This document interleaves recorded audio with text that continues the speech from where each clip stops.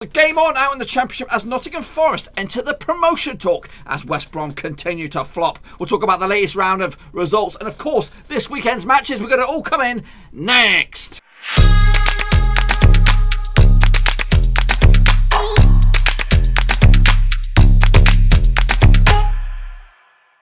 That's right, folks, back once again with another prediction video. This time we're looking forward to matchday number 30 out in the Championship, and we'll get to that in just 1 second. If you're new to the channel, smash your subscribe button, keep you bang up to date with all things Blackburn Rovers related, Championship related, world football related, all here under Roverseas.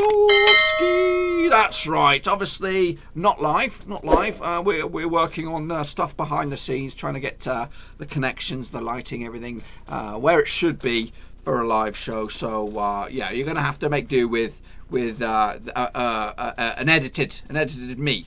Anyway, let's get going, folks, and take a little look at how we all got on at the Gimme. This was the Gimme weekend because I gave you 3 predictions. Anyway, this is the criteria I'm going to judge you and I on. 0 to 3, you're in the shit-faced gang. I don't expect to see any of those today. 4 to 6, you're in the straight-faced club. And 7 plus, you're in the top banana. Barnsley did lose to Preston North End. That was early. It was a gimme, 3-0. Middlesbrough did draw with Birmingham. That was a gimme, 1-1. Charlton drew with Fulham, 0-0. That was a gimme. I think, was the Stoke game a gimme? I think that was as well. No, it wasn't. Stoke did beat Swansea 2-0 to open up a can of whoop-ass on them. Actually, with a 1-1 draw, so I got that one wrong. Rovers did beat QPR 2-1 in the end. Actually, one of the 3-1 win. It was a little bit nervy at the end, but we held on for all 3 points. Brentford lost at home to Nottingham Forest in a very, very important match there. It's given Nottingham Forest a right good old shot now at top 2. Actually, went with a 2-0 win for Brentford, so we got that one wrong. Cardiff did beat West Brom 2-1. Actually, went with a 2-2 draw, so just 1 goal shy. Not too bad indeed, though. The Battle of the H's saw Huddersfield take home 3 points against Hull City. I went the other way, got that one wrong. Leeds left it late with a 3-2 win over Millwall. Massive win for Leeds to go outright top of the table. Flipping heck, what's gone wrong with Wayne Rooney's derby? He scored as well with a 3-2 loss to Luton Town. Actually went with a 1-1 draw on this one. Wigan picking up the 3 points against Sheffield Wednesday. 2-1 win over them. And Bristol City, 1-0 win. Actually went with a 2-2 draw. I just scraped in there. Just without those gimmies, I would have got myself a shit-faced gang, boys. But I squeezed in there in the straight-faced club. What about you guys? There's not many predictions today. Obviously, was it a live show last time out? It was a live show, but it was a weird one because the day when we went for it was a bit weird and we were late. So hopefully, see some more predictions coming at you next time around. So Yannick Bustler, shit-faced gang. He didn't even include them. He didn't even include the gimmies. Fair play to him, though, to be honest with you. Noko Drinker also, I think he did have some gimmies in. He didn't also have the gimmies. Ahmed 29, though, no mistake there. Straight face club. We are QPR. What's going on there? He also had a nightmare with his picks. Russell Frost, no questions. He nailed it. Ultra Omer Mira, they'd absolutely killed it. Top banana. And okay. Did not okay. Let me backtrack that one up. Okay. Did I get that one right for you? Stoke, you got right. Brentford, West Brom, Hull. No, you did terrible. You did terrible. So, yeah, I thought of all weeks, everyone would do. There'd be a sea of yellow. But no bueno. Let's take a look at the current situation out of the table. Leeds lead the way, 2 points clear of West Brom. Obviously, Leeds making some signings as well, or a signing to really add some quality up front. Maybe get the goals to get them over the line.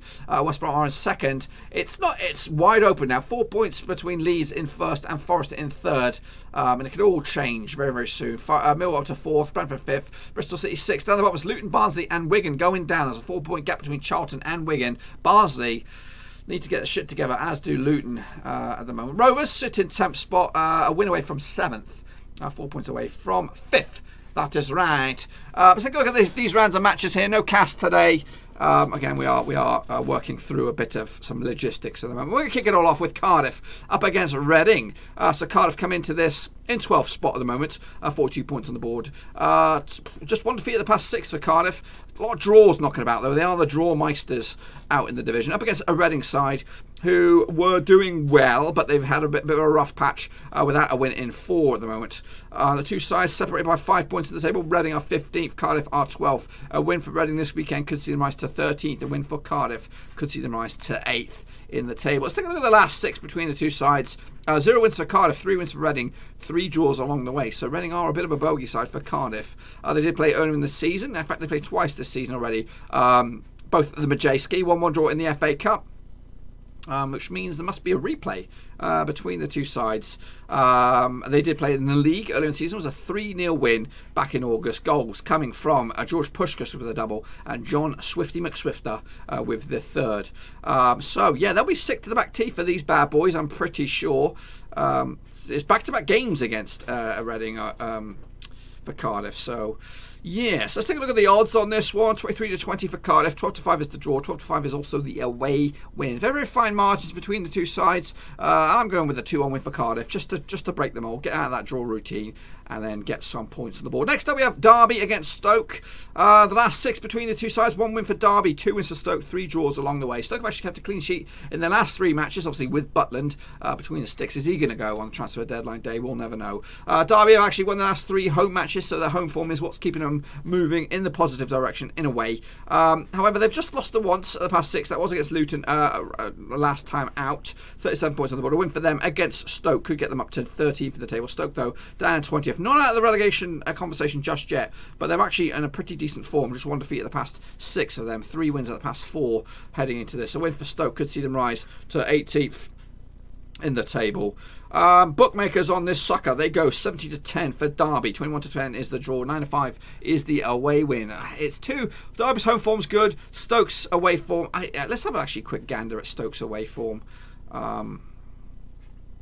Yeah, it's okay. 2 wins at the past 3, beating Huddersfield and West Brom. So, but I'm going with Derby. I think their home form is vital in their positivity and try and get them in the right direction. So I'm going to give it to Derby. 2-0 win, and that will hopefully get them moving in the right direction. Next up, we have Hull City against Brentford. Obviously, once this transfer window slams shut, we know Jared Bowen's going nowhere. I don't think he's going anywhere. Obviously, there was some talk about Leeds snapping him up for about 20-30 million, something like that. But now that Augustine's arrived, I don't think that's going to happen. Hull have actually lost the last 3 home matches in the Championship. Their form coming into this is not great. Their form against Brentford, though, is pretty savvy. 3 wins, 2 draws, and 1 defeat. That defeat was back in last season, around about this time last season. It was a 5-1 win for Brentford at Griffin Park. Benrahma with a brace. In fact, Benrahma with a hat-trick. Malpe and Merkito on the score sheet for Brentford. Fraser Campbell with a 1-0 goal for Hull. They did play at Griffin Park earlier this season. It was a 1-1 draw with Watkins on the score sheet for Brentford. Baron Bowen on the score sheet for Hull. So they would fancy their chances, I think, heading into this. Bookmakers odds 12-5 for Hull, 23-20 for Brentford, 12-5 is the draw. Heading into this, though, Brentford are in 5th spot at the moment, a win away from going into 4th. Hull City are in 13th, a win away from potentially going to 11th in the table. Form-wise, Hull are 3 defeats on the spin, so they probably... Are they outside the relegation talk? I would say so. I think 12 above is in the playoff talk at the moment. There's a 3-point gap between Hull and Cardiff. A win, though, would get them back into the conversation, but it's up against one of the high flyers, Brentford, who are right in the thick of things, not just for playoffs, but automatics on this one. For me, though, I am actually going to give it to Hull. I think once the transfer window slam shuts, the Bowen talk will go away, and they can focus on the rest of the season, and maybe, just maybe, they'll put a couple of balls in the back of the net and Bowen amongst the score sheets, scorers on the day. Next up, we have Birmingham City up against Nottingham Forest, a team that is on the rise. Last 6 occasions, though, between two sides. 2 wins for the Brom, 2 wins for the Forest, and 2 draws along the way. They played at the City Ground earlier season. It was a 3-0 win for Forest. Lolly, Graben, and Dawson on the score sheet. However, last time they played at St Andrews was around about this time last season as well. A 2-0 win for Birmingham. Jota and Che Adams on the score sheet. Obviously, both of those two no longer win the club. Benelo Wayne get himself sent off in that last match. A lot of drama in injury time there with the goal and a sending off. The last few games between the two sides at St Andrews goes in favour of Birmingham. 3 victories, 2 draws, and 1 defeat to Forest. That defeat was back in 2015, also in the Championship. Birmingham, though, have failed to win the last 7 home matches, so their home form is absolute trosh. Forest, though, are undefeated in the last 7 matches, period, heading into this. The bookmakers will go with probably Forest. 31-20 for Birmingham, 23-10 is the draw. 9-5 is the away win. A win for Birmingham, who are in 18th spot at the moment. Obviously, Bellingham's also on the talk right now, transfer talk. Could he go to Manchester United in a pre-contract thing, an agreement, maybe a loan back to Birmingham. They just signed Scott Hogan from Aston Villa, I think, is it on loan, so he might be going drafted into the squad to lead the line against Nottingham Forest. Nottingham Forest also looking for strikers as well. Could be a very, very busy, chaotic couple of days in the Championship for teams looking to bring in some additions. But a win for Birmingham could see them rise to 15th. They are currently 8 points above the drop zone, but not completely out of the conversation just yet. As for Forest, they're in third, a win away from going into second spot. That's right. If West Brom lose, Forest win, we could have a new team in the top two. And I'm going to go with a 2-2 draw on this one. Obviously, it's not going to favour Forest. Birmingham will be happy with that up against a team that's flying high. Next up, we have Charlton up against Barnsley. Two teams looking for points big time. This time last season, this game was in League One. This time next season, it could also be in League One. The last six, though, between two sides, 2 wins for Charlton, 2 wins for Barnsley, 2 draws along the way. They did play at Oakwell back in August. There was a 2-2 draw. Woodrow and Chaplin on the score sheet for Barnsley. As for Charlton, Gallagher and Taylor on the score sheet for Charlton. Obviously, Gallagher no longer with the club. Lyle Taylor was banded about possible transfer elsewhere this January transfer window, but I think that talk's gone away now.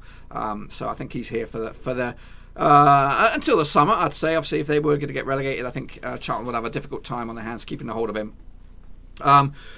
This time last season, though, at the Valley, Charlton did beat Barnsley 2-0 with Carlin Grant scoring both goals. Obviously, Carlin Grant now over in Huddersfield.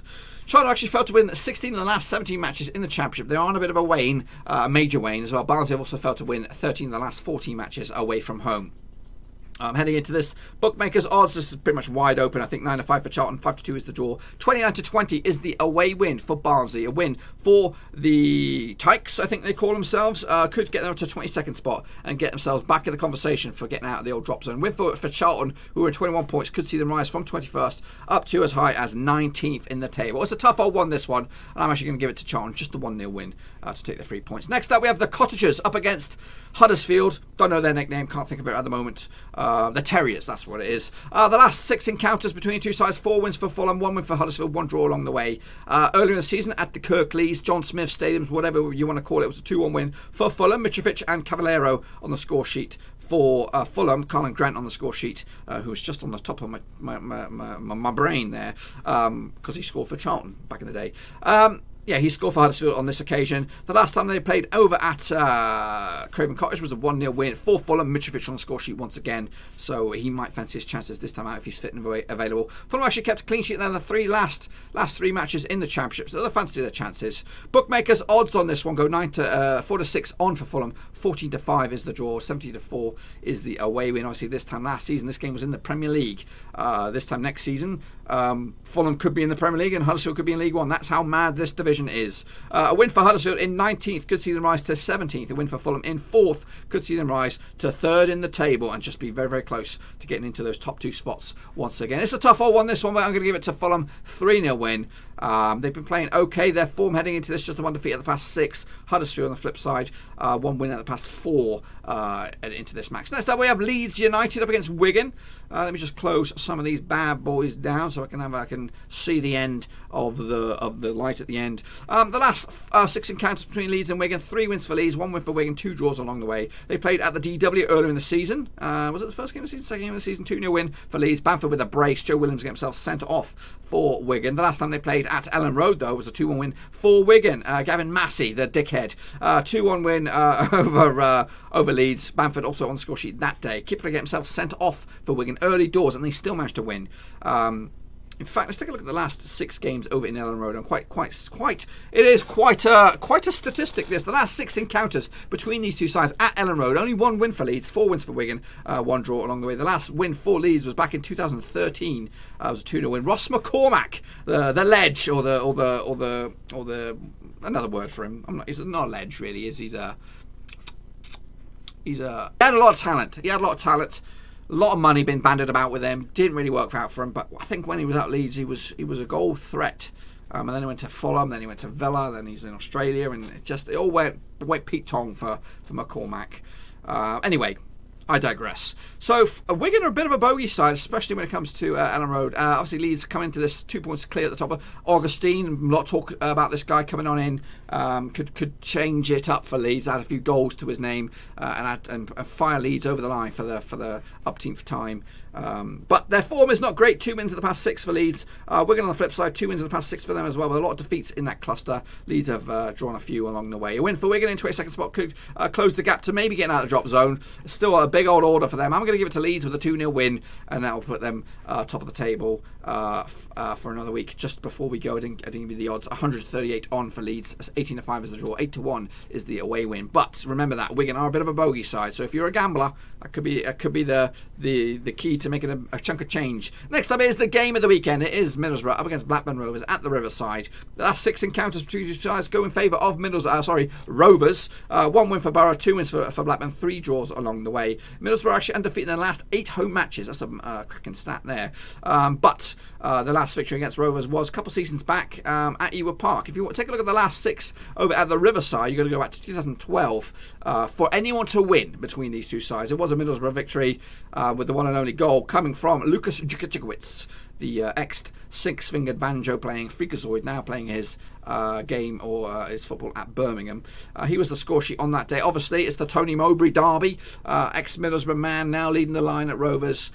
So, yeah, the Tony Mowbray, he'll be up there. He'll be chewing the fat with all his buddies and all that kind of stuff, hanging out at the local. He'll be like, yo, Tony! And they'll be like, yeah! And they'll be chilling out. Anyway, the bookmakers odds 23-20 for Borough, 13-5 is Rovers, 23-10 is the draw. Middlesbrough coming into this in 17th spot. Just the 1 defeat of the past 6 for them heading into this. Rovers on the flip side, 2 defeats of the past 6, 3 games unbeaten. It's a nice little cushy run right now. A win away from going up to 7th. A win for Borough could see them rise nowhere. In fact, they could go as high as 14th. That's right. For me, though, I'm going to go with a 2-2 draw. I'll take a point right now. Middlesbrough are a tricky old unit. We've got the mindset right now to possibly win this game, but I would gladly take a point. Next up, we have North End up against Swansea City. 2 sides looking to get themselves back in the playoff talk once again. Both sit outside it as well, and a win for either side could see them go into the top 6. Preston are in 7th, 46 points on the board. Swansea are in 8th, 45 points on the board. Both sides come into this 2 defeats of the past 6. Preston are on a better bit of form at the moment. 2 wins, back-to-back wins for them. Swansea, the past 3 games, just a 1 win heading into this. The last 6 between 2 sides, 1 win for Preston, 4 wins for Swansea, 1 draw along the way. They played over at the Liberty earlier in the season. It was a 3-2 win for Swansea with Boja Bastion with a brace. George Byers, the 3rd goal. Joseph Rafferty and Daniel Johnson on the score sheet for Preston. What's happened to Boja Bastion? He was ripping him up at the start of the season. Any Swansea fans out there or any people with any knowledge, let me know in the comment section what the heck's gone on with Boja Bastion. He's out for the count. Last time they played over at Deepdale, it was a 1-1 draw last season. Daniel Johnson again from the penalty spot. Courtney Baker Richardson for Swansea on this occasion. Last, the bookmakers odds on this bad boy, 11-10 for Preston, 5-2 is the draw. 5-2 is also the away win. We talked about the consequences of a result here.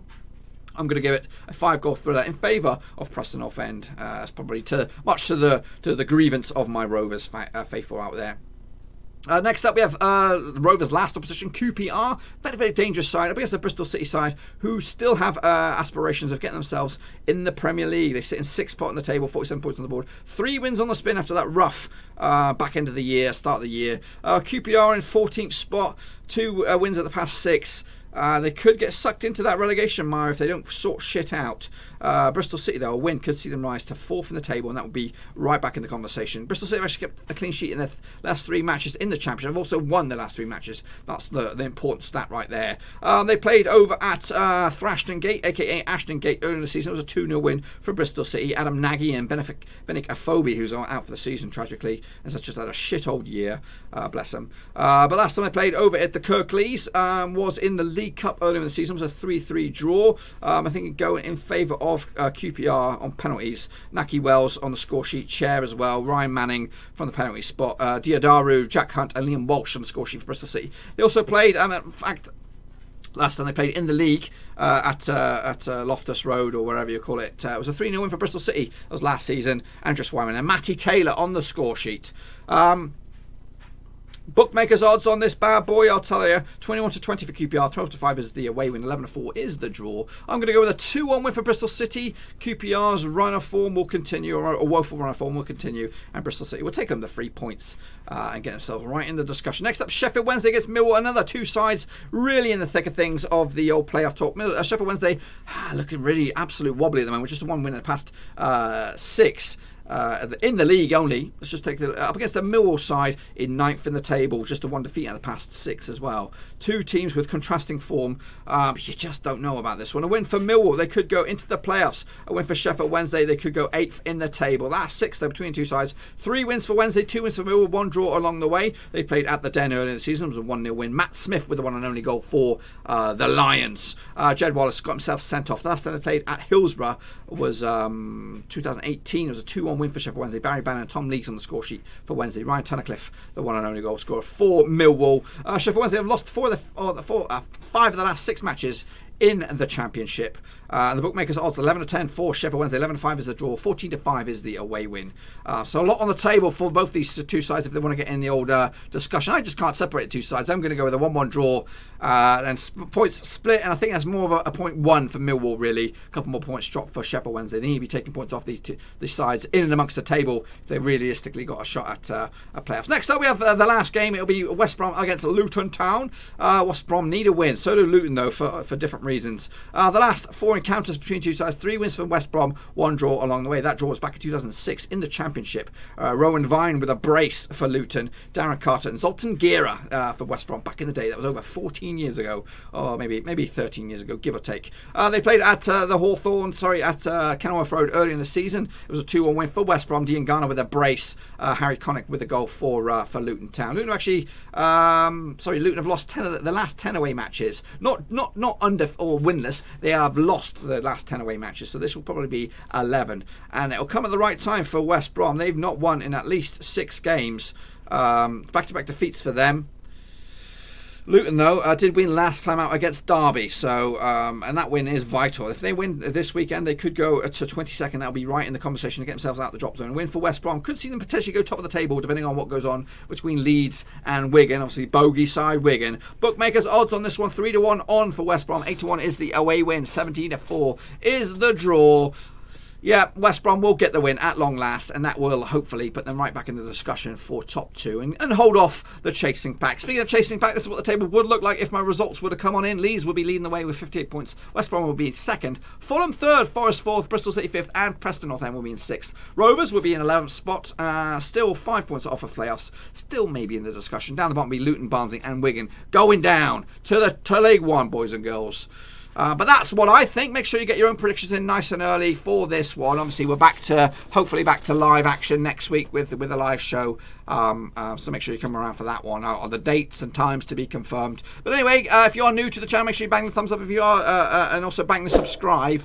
Check out the description, links to my other social media platforms, Twitter, Facebook, all on that kind of good stuff. And of course, the Patreon. Make sure you check out the Patreon. I'm looking for new patrons to kick on another level. Anyway, until I see you all again, get your predictions in nice and early. I'll see you next time. Thanks again for watching. Please like, share, and most importantly, hit the subscribe button to keep you bang up to date with all things Blackburn Rovers related, Championship related, football related. We've got it all covered right under one roof. And while I still have you, please be sure to check out some of the old videos scattered along here. I hope.